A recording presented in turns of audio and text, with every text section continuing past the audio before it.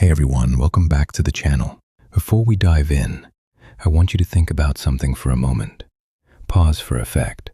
How many times this week has your mood been hijacked by someone else? Maybe your boss made a comment that ruined your entire day. Perhaps someone didn't text you back and you spent hours spiraling, wondering what you did wrong. Or maybe you posted something online and obsessively checked for reactions, your self-worth rising and falling with every notification. Here's the uncomfortable truth. If other people can control your emotions, you're not really free. You're a puppet, and everyone around you is holding a string. B-roll suggestion. Person looking anxiously at phone, checking notifications repeatedly. 2,000 years ago, Roman Emperor Marcus Aurelius sat in his military tent, surrounded by chaos and war, and wrote something profound in his personal journal. You have power over your mind, not outside events. Realize this and you will find strength. Today, we're going to explore 7 ancient Stoic principles that will help you cut those strings and reclaim your emotional independence. These aren't just philosophical ideas, they're practical tools that transformed slaves into philosophers and emperors into sages. By the end of this video, you'll understand how to stop giving your power away to others, build an unshakable inner peace, free yourself from the exhausting need for approval, and finally, become emotionally self-sufficient. 7 principles, ancient wisdom, modern freedom. Let's begin. The first principle is the foundation of all Stoic philosophy, the dichotomy of control. Epictetus, who was born a slave but became one of history's greatest philosophers, said this: "Some things are within our power, while others are not.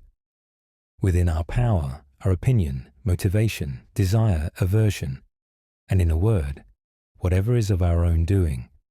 Not within our power are our body, our property, reputation, office, and in a word, whatever is not of our own doing."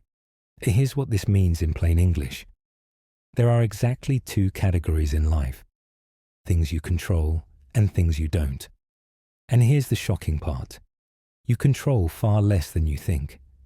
You don't control what other people think of you, whether someone likes you back, if you get promoted, how your family reacts to your choices, or what people say about you online. You do control your thoughts and judgments, your reactions and responses, your effort and intentions, your values and principles, and how you interpret events. Think about the last time you were upset. I'd bet money you were trying to control something in the second category while neglecting something in the first. Let me give you a modern example.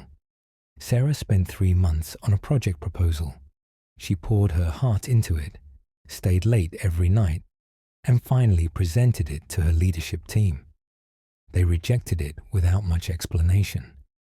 Sarah was devastated for weeks, questioning her competence and value. Here's what Sarah didn't realize.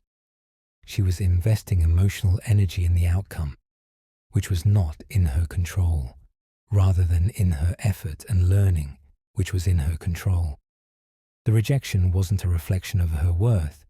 It was simply something outside her power. Here's a practical exercise you can do. Tonight, write down something that's been bothering you. Then ask yourself, is this within my control or outside my control?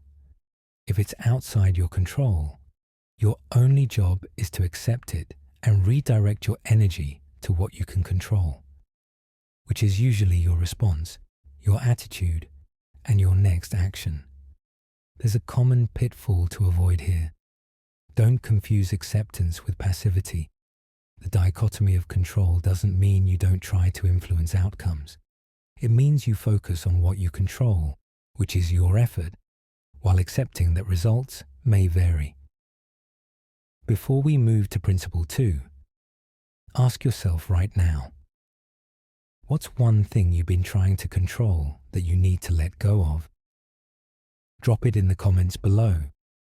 The second principle will fundamentally change how you view criticism. Other people's opinions are their own mental constructions, not objective truth about you. Marcus Aurelius wrote, "Choose not to be harmed, and you won't feel harmed. Don't feel harmed, and you haven't been." This sounds almost mystical, but it's deeply practical. When someone criticizes you, insults you, or judges you, what actually happens? They form thoughts in their mind based on their own experiences, biases, fears, and limitations. Then they express those thoughts. That's it. Those thoughts live in their mind, not in objective reality. You only feel hurt when you accept their mental construction as truth and import it into your own mind. Here's a powerful modern example. David is a content creator.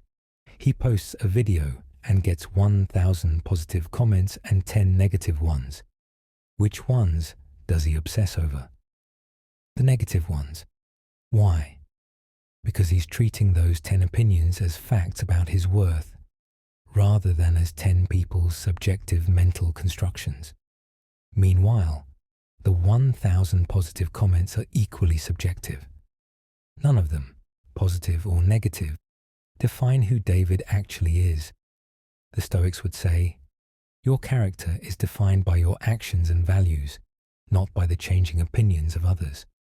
Someone's judgment of you says more about them than about you. Here's a practical exercise. The next time someone criticizes you, try this response, even if just in your mind. That's an interesting perspective. That's how you see it. This simple phrase reminds you that you're dealing with their construction of reality, not reality itself. You don't have to accept it, reject it, or defend against it.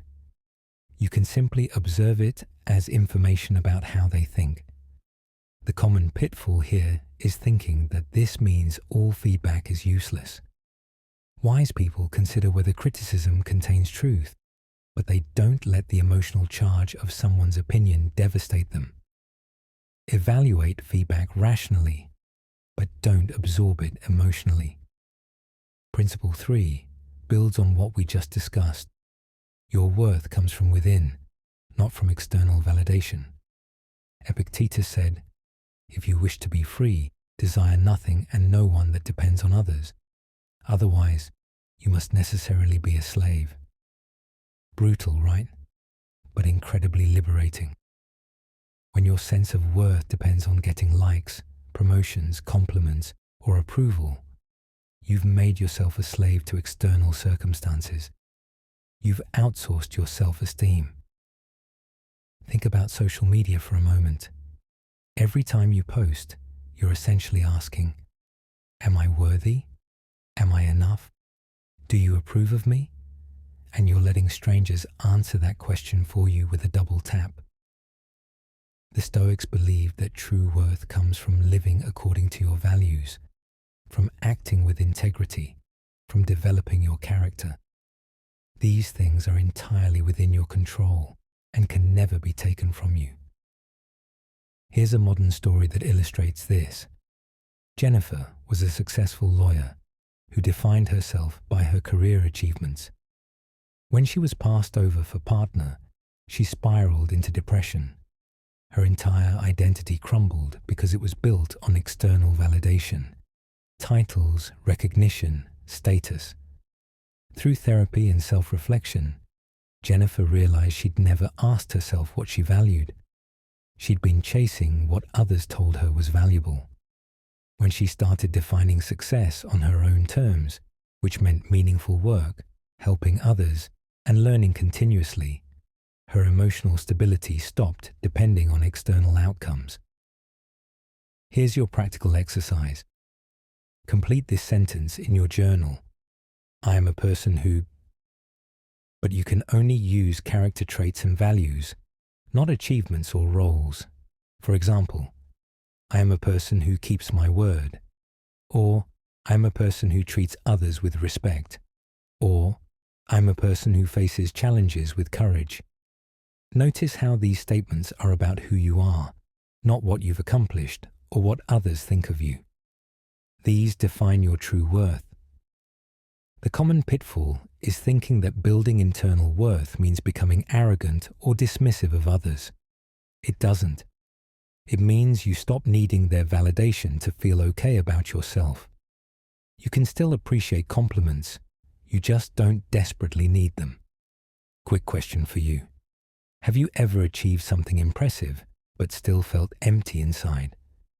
That's because external achievement without internal values creates a hollow victory. Hit like if you've experienced this, it's more common than you think. Here's principle 4, and this one might blow your mind. Events are neutral. Your emotional reactions come from your judgments, not from the events themselves. Marcus Aurelius wrote, "If you are distressed by anything external, the pain is not due to the thing itself, but to your estimate of it. And this you have the power to revoke at any moment." Let me prove this to you with a simple example. You send a text message. The person doesn't respond for 6 hours. Person A thinks, "They're busy. I'll hear from them when they're free." No stress. Person B thinks, "They're ignoring me. They must be angry. I did something wrong." High anxiety. Person C thinks, "They're so rude. How dare they not respond immediately?" Anger. Same event. 3 completely different emotional experiences. Why? Because the event itself, the delayed text response, is neutral. The judgment about what it means creates the emotion. This is revolutionary because it means you have far more control over your emotional life than you realized.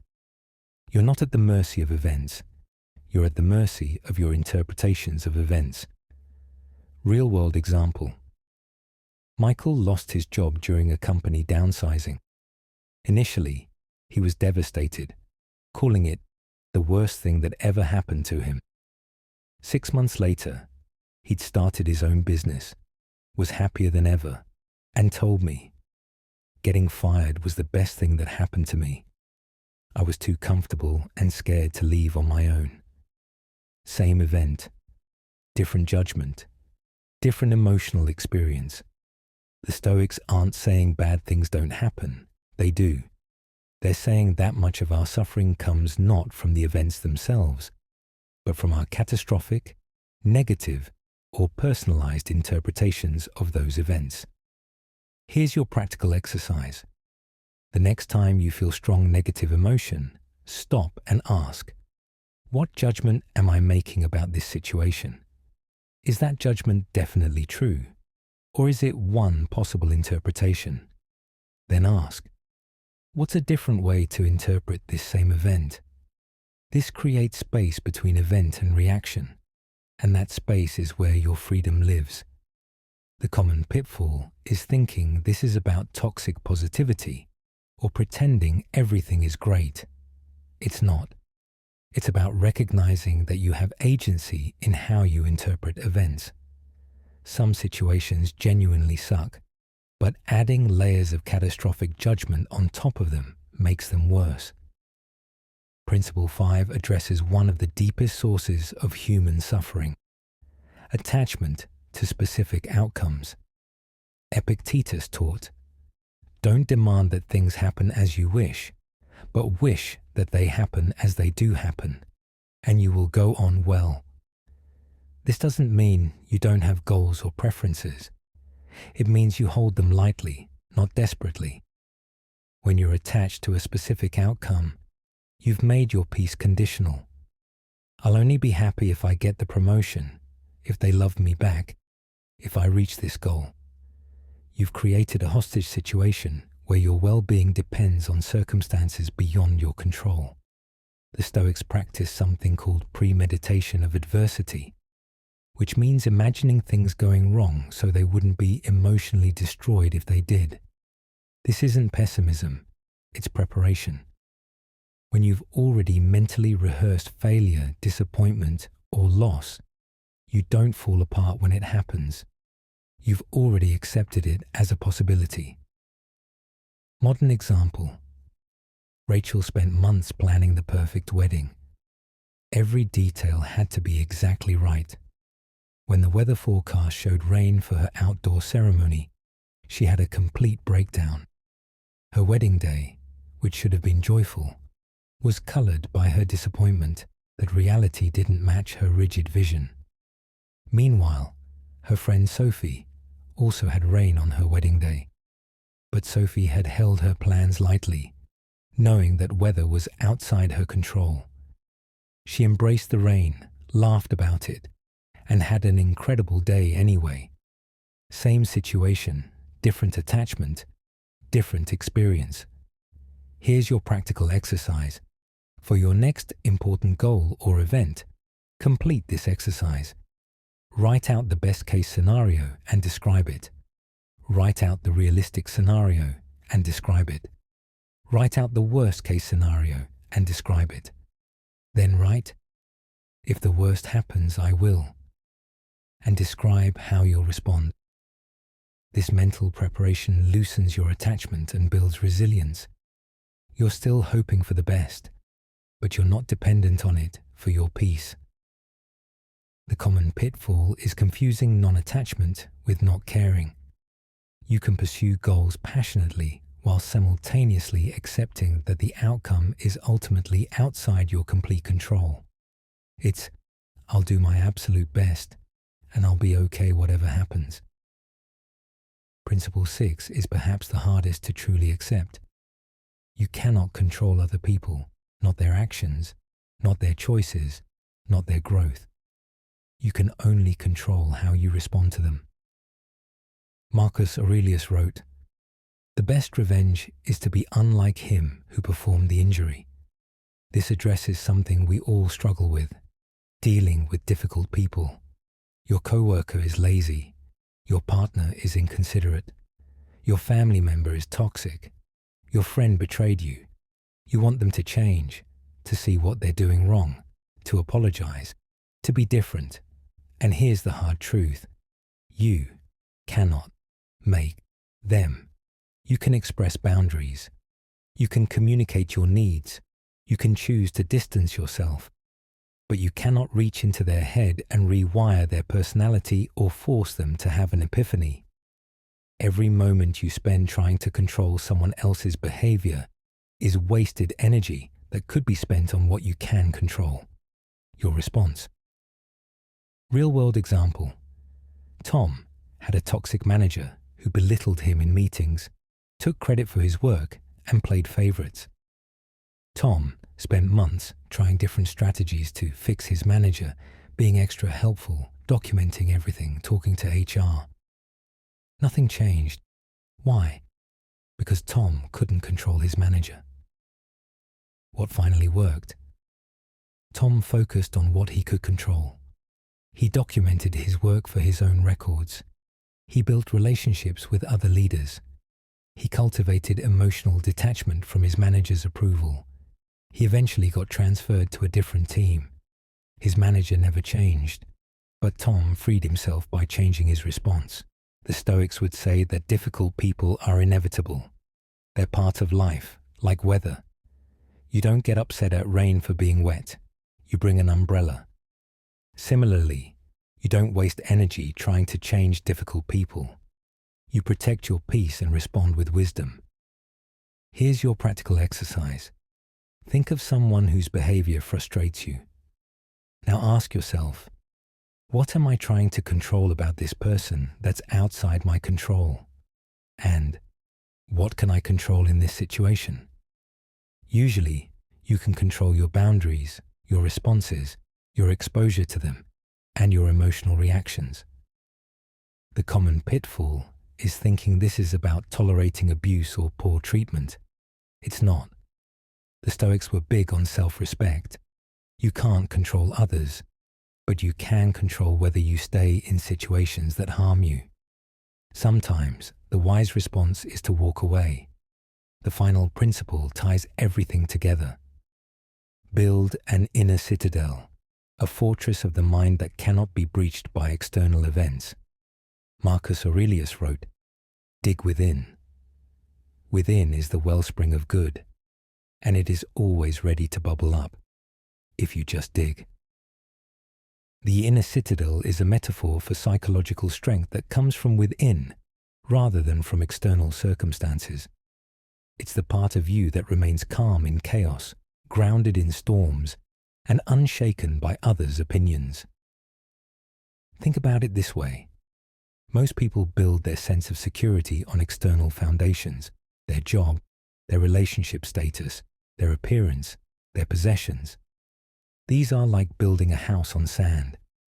When circumstances change, and they always do, the house collapses. The Stoics built their security on internal foundations: their character, their values, their reason, their virtue. These create an unshakable foundation because they can't be taken away by external events. Modern application. Emma worked at a company for 10 years. Her entire identity was wrapped up in being a Company X person. When the company went bankrupt, Emma fell apart. She didn't know who she was without that external label. Compare that to Alex, who also lost his job in the same bankruptcy. Alex had spent years developing what the Stoics would call his inner citadel. He had a strong sense of personal values, multiple sources of meaning like family, hobbies and learning, self-discipline and resilience, and a philosophy of life he tested in small challenges. When Alex lost his job, he was disappointed but not destroyed. His inner citadel stood firm because it wasn't dependent on external circumstances. Here's your practical exercise to start building your inner citadel today. Daily, spend 10 minutes in reflection. Journal about your values and whether your actions aligned with them today. Weekly, practice voluntary discomfort. Skip a meal, take a cold shower, say no to something you want. This builds resilience. Monthly, review your philosophy of life. What do you stand for? What matters most? Does your life reflect these priorities? The inner citadel isn't built in a day. It's built through consistent practice, through small challenges overcome, through choosing virtue over comfort repeatedly until it becomes your nature. The common pitfall is thinking that building an inner citadel means becoming isolated or emotionally closed off. It doesn't. It means you can love deeply, connect authentically, and engage fully with life without being emotionally destroyed when things don't go your way. It's strength, not hardness. So there you have it. 7 Stoic principles that can free you emotionally from other people. The dichotomy of control, where you focus only on what's within your power. Opinions are constructions, meaning others' views are subjective, not reality. Internal worth, understanding that your value comes from character, not validation.